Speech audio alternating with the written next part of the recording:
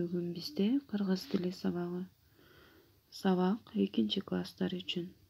Мугалим Анарбекова Гүлүмкан Анарбековна. Бүгүнкү сабакта биз балдар баш кийим, бут кийимдердин аталыштарын үйрөнөсүңөр. Сөздөргө нын мүчөсүн варианттары менен улап жаза аласыңар. Ар бир мезгилге жараша кийингенге тарбияланасыңар. Анда эмесе дептер китебибизди алып чыгып, бүгүнкү датаны жазабыз. 3 айынын 21. Класс иши, баш кийим, бут кийим. Теманы жазабыз балдар. Китебиңерде 55 сабак.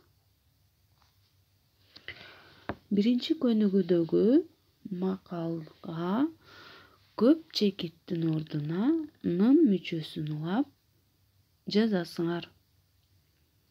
Сулуу көркү көзүндө, чечен көркү сөзүндө. Нын мүчөнү улап жазасыңар. Сулуунун көркү көзүндө, чечендин көркү сөзүндө. Нын мүчөсүнүн варианттарын улап жаздыңар балдар. Дептериңерге сулуу кылып жазгыла. Анда эмесе сүрөттү карайбыз. Бул сүрөттө силер эмнени көрүп турасыңар? Булар эмнелер? Азаматсыңар. Булар баш кийимдери. Баш кийимдер ар мезгилге жараша ар кандай баш кийимдерди кийебиз. Топу, моюн орогуч, томак, жоолук. Дагы эмне турат? Шляпа, кепка. Мына ар бир кесиптин дагы баш кийимдери турат. Каска. Көрдүңөрбү балдар? Экинчи сүрөттө булар бут кийимдер. Бут кийимдерде жыл мезгилдерине жараша ар кандай бут кийимдерди кийебиз. Жазында жазга ылайыктап кийебиз. Жайында күн ысык болгондуктан жеңил, ачык бут кийимдерди кийебиз. Күзүндө жаан-чачын көбүрөөк болот, ошондуктан жабык бут кийимдерди кийебиз. Кыш мезгилинде жылуу өтүктөрдү кийебиз. Бул жерде карагыла, кандай бут кийимдер турат. Өтүк, ботинке, туфли, чокой, сандалы, ботос. Мына балдар көрдүңөрбү? Ушул бут кийимдердин бардыгын биз жыл мезгилдерине жараша кийебиз. Анда балдар жаңы сөздөргө лар мүчөсүн улап жазгыла.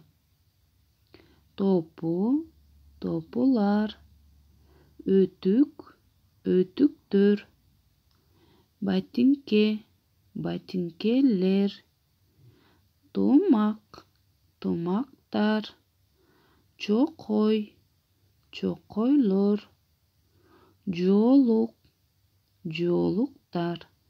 Дептериңерге сулуу, катасыз кылып жазасыңар. Кийинки көнүгүүдө балдар эсиңерге сактап калгыла. Кимден, эмнеден, кайдан деген суроолорду бергенди үйрөнөбүз балдар. Мисалы карайбыз. Эжем шаардан келет. Эжем кайдан келет? Шаардан. Дан мүчөсүн улап жаздык, көрдүңөрбү?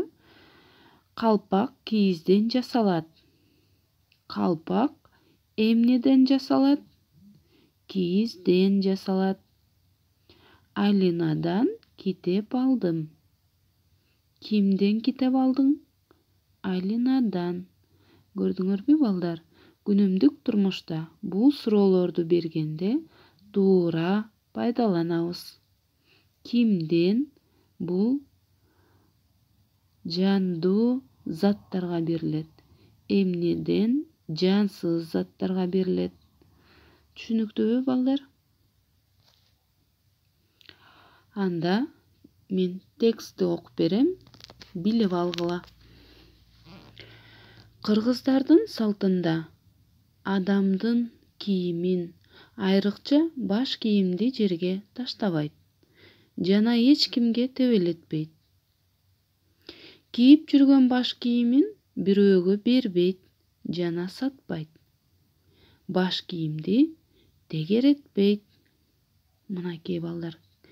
Баш кийимди эмне кылыш керек экен? Силер эсиңерге сактап билип алгыла. Баш кийимиңерди эч убакта жерге таштабагыла. Бирөөгө дагы бербегиле. Баш кийимиңерди абдан кылдаттык менен сактап өйдө алып жүргүлө. Анда эмесе балдар, үйгө тапшырма бүгүнкү үйрөнгөн жаңы сөздөргө дан мүчөсүн улап жазасыңар. Дан мүчөсүнүн варианттары менен жазасыңар.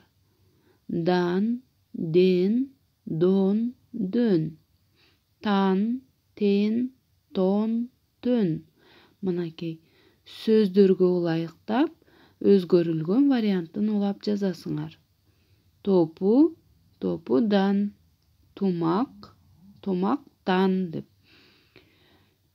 Анда эмесе балдар, бүгүнкү сабак аяктады.